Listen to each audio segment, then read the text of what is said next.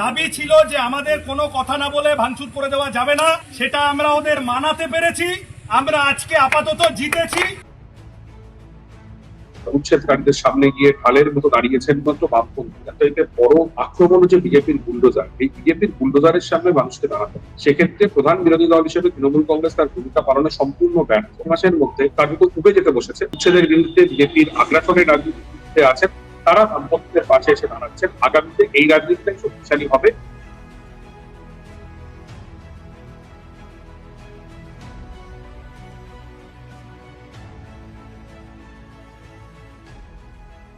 প্রথম কথা হচ্ছে যে ভারতীয় জনতা পার্টি যখন তার বিধানসভা নির্বাচনের প্রচার করেছিল, তখন তারা বলেছিল যে তাদের যে নির্বাচনী ক্যাচলাইন ছিল ভরসা ইন ভয় আউট, কিন্তু বিধানসভা নির্বাচনে তারা জেতার পরে যেটা হচ্ছে সেটা হচ্ছে ভয় ইন ভরসা আউট।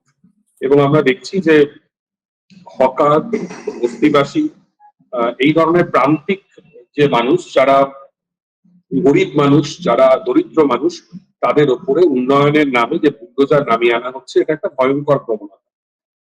এবং এটার ফলে সবচাইতে যেটা ক্ষতিগ্রস্ত হচ্ছেন সেই অংশের মানুষ যারা প্রত্যেক দিনে রুটি রুজি জোগাড় করবার জন্য যারা ভীষণ প্রতিকূলতার মধ্যে লড়াই করতে বাধ্য হন, তারা ক্ষতিগ্রস্ত হচ্ছেন। এটা যেমন ঠিক, তেমনি আবার একই সঙ্গে এই হকাররা প্রচুর মধ্যবিত্ত, নিম্ন মধ্যবিত্ত, দরিদ্র মানুষকে তাদের পেট ভরানোর ব্যবস্থা করে দেন। এবং আমাদের মতো সাধারণ মানুষ যারা ধরুন রেল স্টেশনে গিয়ে আমরা যে চাটা আমরা 5 টাকা দিয়ে খেতে পারতাম, সেই চাটা আজকে আমাদেরকে 50 টাকায় খেতে বাধ্য করা হচ্ছে। কাজেই সার্বিকভাবে যেটা বিজেপি নিজেদেরকে হিন্দুদের দল বলেছিল, কিন্তু এটা খুব স্পষ্ট হয়ে যাচ্ছে বিজেপি হিন্দুদের দল নয়, বিজেপি বড়লোক ধনী হিন্দুদের দল, বিজেপি বড়লোকদের দল। এবং এই সরকার ক্ষমতায় আসার পর থেকে যা কিছু পদক্ষেপ নিচ্ছে, সেই প্রত্যেকটা পদক্ষেপ আসলে গরিব বিরোধী পদক্ষেপ। এটা একটা গরিব বিরোধী সরকার। দারিদ্র বিরুদ্ধে এই সরকারের লড়াই নয়, এই সরকারের লড়াই দরিদ্রের বিরুদ্ধে। দরিদ্র মানুষজনকে তারা এই শহরের যে চালচিত্র থেকে সরিয়ে দিতে চাইছেন। দরিদ্র মানুষরা থাকবেন এমন একটা জায়গায়, ঘেঁটোতে, বস্তিতে, তাদের সামনে উন্নয়নের দেওয়াল থাকবে, গরিবদেরকে দেখা যাবে না। দৃশ্যমানতা, গরিবরা থাকবেন না, দৃশ্যমান হবেন না গরিবরা, কিন্তু দারিদ্র থাকবে। এই হচ্ছে এই সরকারের গরিব বিরোধিতার রাজনীতি।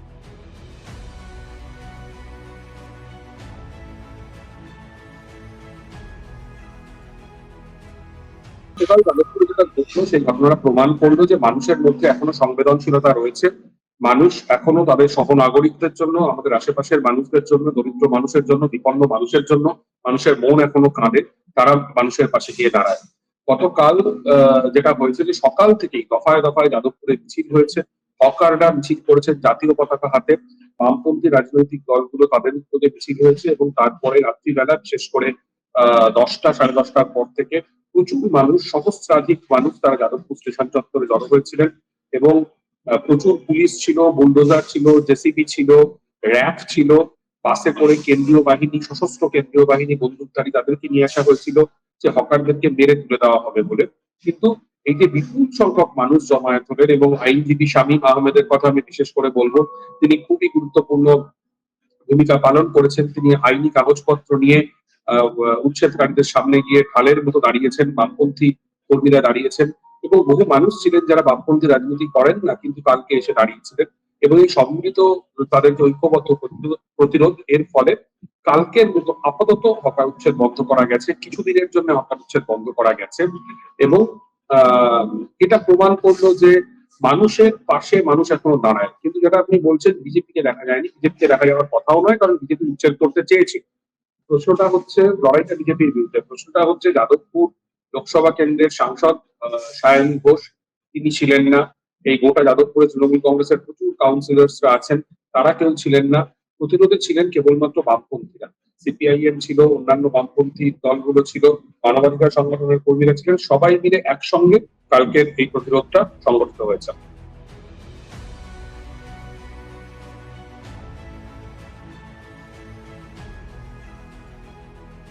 প্রথমত বাকি একমাত্র যাদবপুরেই আটকে দেওয়া গেছে এরকম নয়, অনেকগুলো স্টেশনে আটকে দেওয়া গেছে।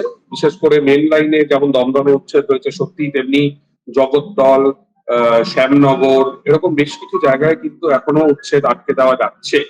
এবং সেই লড়াইটাও কিন্তু বামপন্থীদের নেতৃত্বে হচ্ছে। যাদবপুর খুব একটা উজ্জ্বল দৃষ্টান্ত গতকাল স্থাপন করেছে, কিন্তু আরো অনেক জায়গায় উচ্ছেদের বিরুদ্ধে লড়াই হচ্ছে। কিন্তু হ্যাঁ, এটা সত্যি সার্বিকভাবে দেখতে গেলে এই মুহূর্তে বাংলায় বিরোধী রাজনীতি খুবই দুর্বল। বিজেপির বিরুদ্ধে তারা সবচাইতে বড় দল তৃণমূল কংগ্রেস, তাদের ৮০ জন এমপি, কিন্তু সেই ৮০ জনের মধ্যে কজন মমতা বন্দ্যোপাধ্যায়ের সাথে আছেন আমরা কেউ জানি না। তৃণমূল কংগ্রেস নিজের দল মাথাতেই এখন কার্যত ব্যস্ত। কিন্তু উচ্ছেদের বিরুদ্ধে যে লড়াই, সেই লড়াইতে তৃণমূল কংগ্রেসকে কোথাও দেখা যাচ্ছে না। বামপন্থীরা এই মুহূর্তে পশ্চিমবাংলার রাজনীতিতে খুব বড় শক্তি নন, তাদের একজন মাত্র এমএলএ আছেন, কিন্তু বামপন্থীদের উদ্যোগে আরো প্রচুর মানুষ যারা কোনো রাজনীতি করেন না, তাদের সবার সম্মিলিত আন্দোলনের মাধ্যমে অকাল উচ্ছেদের বিরুদ্ধে একটা লড়াই দেওয়ার চেষ্টা করছে। এই স্বাভাবিকভাবে বিজেপি অ্যাডভান্টেজ উচ্ছেদের পক্ষে তারা জনমত তৈরি করছেন, তারা অনেকটা এগিয়ে রয়েছে। কিন্তু আমি গভীরভাবে বিশ্বাস করি এই সমাজে এখনো সহমর্মিতা আছে, মানুষের প্রতি মানুষের ভালোবাসা আছে, একটা মানুষের প্রতি, বিপন্ন মানুষের প্রতি আরেকজন মানুষের দাঁড়াতে চাওয়ার ইচ্ছে রয়েছে। কাজেই শেষ পর্যন্ত ঘৃণার বিরুদ্ধে, উচ্ছেদের বিরুদ্ধে মানুষের ভালোবাসা এবং সহমর্মিতা জয়ী হবে।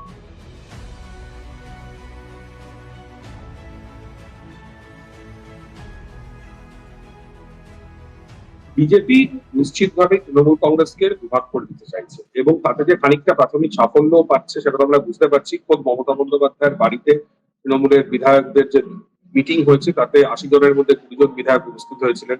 এবং তারপরে আমরা দেখলাম যে ধর্মতলায় মমতা বন্দ্যোপাধ্যায়ের যে প্রতিবাদ সভা, সেখানেও তৃণমূল বিধায়কের সংখ্যা খুবই কম। কাজেই এটা স্বাভাবিক যে যেরকম ভাবে মহারাষ্ট্রে শিবসেনাকে দুভাগ করে দেওয়া হয়েছে, এখানেও তৃণমূল কংগ্রেসকে বিজেপি সেরকম ভাবেই দুযুক্ত করতে চাইছে।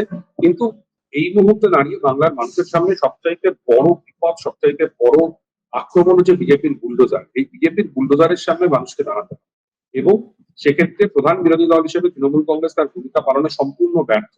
কাজেই এই বিরোধিতার যে ব্যাটন, সেই ব্যাটনটা বামপন্থীরা হাতে তুলে নিয়েছেন, এবং সাধারণ মানুষ যারা এই উচ্ছেদের বিরুদ্ধে, বিজেপির আগ্রাসনের রাজনীতির বিরুদ্ধে আছেন, তারা বামপন্থীদের পাশে এসে দাঁড়াচ্ছেন। আগামীতে এই রাজনীতিটাই শক্তিশালী হবে, এটাই আমি মনে করছি। কারণ তৃণমূল কংগ্রেস বিরোধ ১ মাসও এখনো কাটেনি, তার মধ্যে তৃণমূল কংগ্রেসের যে অবস্থা, এটা একটা এটা একটা অদ্ভুত ঘটনা।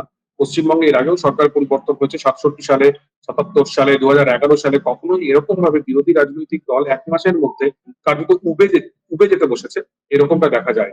কাজেই এই মুহূর্তে দাঁড়িয়ে বিজেপি বিরোধিতার যে ব্যাটন বামপন্থীদের হাতে রয়েছে, তাদেরকেই বিজেপি বিরোধিতার যে মূল যে ভ্যানগার্ড ভূমিকা তাদেরকে পালন করতে হবে, এবং বৃহত্তর বাম গণতান্ত্রিক প্রগতিশীল মানুষ যারা উচ্ছেদের বিরুদ্ধে, যারা সহমর্মিতা এবং ভালোবাসার পক্ষে, তারা বামপন্থীদের পাশে এসে দাঁড়াবেন।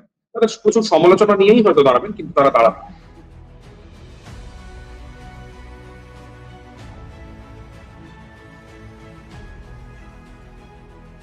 সুরেন্দ্রনাথ কলেজে যে বিপুল টাকা পাওয়া গেল, এটা প্রমাণ করে যে তৃণমূল আমলে এই কলেজগুলোর অবস্থা কি ভয়ঙ্কর অবস্থায় সেই কলেজগুলো ছিল।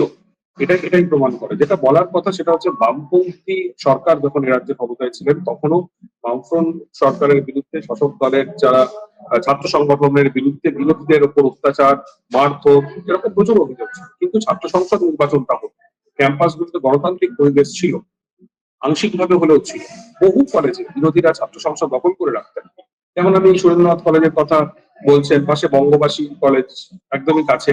এই বঙ্গবাসী কলেজে ছাত্র পরিষদ একদম ভোর বাম আমলে তাদের কিন্তু ছাত্র সংসদ ছিল।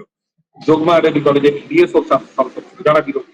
কিন্তু তৃণমূল আমলে এসে যেটা হলো, ছাত্র ভোট বন্ধ করে দেওয়া হলো, ছাত্র সংসদ নির্বাচন বন্ধ করে দেওয়া হলো, এবং যার ফলে ক্যাম্পাসগুলোর যে গণতান্ত্রিক পরিসর, সেই গণতান্ত্রিক পরিসরটা কিছুই থাকলো না, এবং ক্যাম্পাসগুলো কার্যত এই ধরনের কান কাটা দেবী বা এই ধরনের সব লোকজন, যারা অনেক বয়স, যাদের অছাত্র ছাত্র নেতা, প্রবীণ ছাত্র নেতা, তাদের একদম লীলাক্ষেত্রে পরিণত হলো। আজকে স্বাভাবিকভাবেই পালা বদলের পর সেই বিষয়গুলো সামনে আসছে। ৫-এ পা দিল ইনস্ক্রিপ্ট। এই ৫ বছরে আমরা আমাদের সাধ্যমতো শ্রম, নিষ্ঠা এবং সাহসে ভর করে চালিয়ে গেছি আমাদের সাংবাদিকতা। এক্সিট পোলের মিথ্যাচার ফাঁস করেছি আমরা। গিগ শ্রমিক, পরিযায়ী শ্রমিকদের কথা বারবার তুলে ধরেছি আমরা। প্যালেস্টাইন, বাংলাদেশ নিয়ে কথা বলেছি আমরা। বাংলাদেশের শাটডাউনের দিনগুলিতে প্রবাসী বাঙালিদের তাদের পরিবার পরিজনের খবর দিয়েছি আমরা। নাগরিক সাংবাদিকতা চালিয়ে যেতে গেলে চাই নাগরিকদের প্রত্যক্ষ অংশগ্রহণ। তাই আমরা ডোনেশন ব্যবস্থা চালু করেছি। স্ক্রিনে দেওয়া এই কিউআর কোডে আপনারা আমাদের যে কোনো অঙ্কের মূল্য পাঠাতে পারেন। আপনাদের অনুদান আমাদের নিজেদের কাজ এগিয়ে নিয়ে যেতে সাহায্য করবে।